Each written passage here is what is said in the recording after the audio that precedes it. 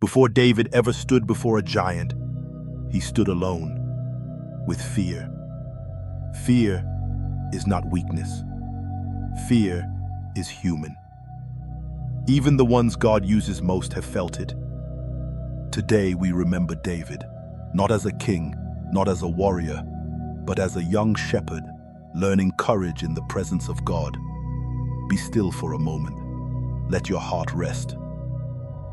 David was not fearless. He watched his brothers march to war while he stayed behind. He heard stories of a giant who terrified trained soldiers. The army of Israel trembled. Seasoned men froze in fear. And David felt it too. But here is what made David different. He did not run from fear.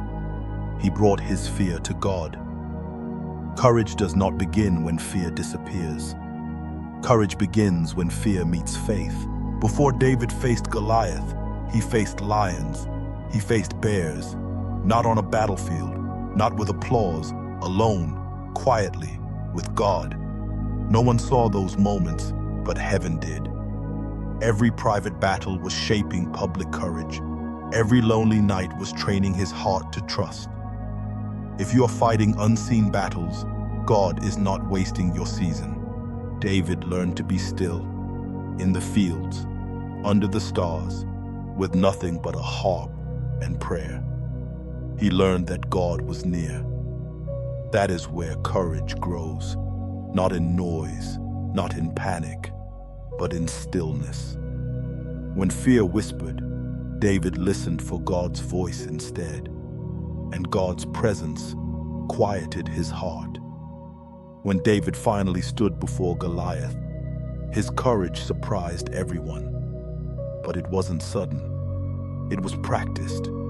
He didn't trust his strength. He trusted God's faithfulness. The Lord who delivered me before will deliver me again. Fear was still there, but faith stood taller. If you are facing fear tonight or this morning, be still. The same God who strengthened David is with you. You don't need to be fearless. You just need to trust him. Let your courage rise quietly. Let your heart rest in God. Amen. If this prayer spoke to your heart, stay here with God for a moment. And if you want more prayers like this, you're welcome to join us here.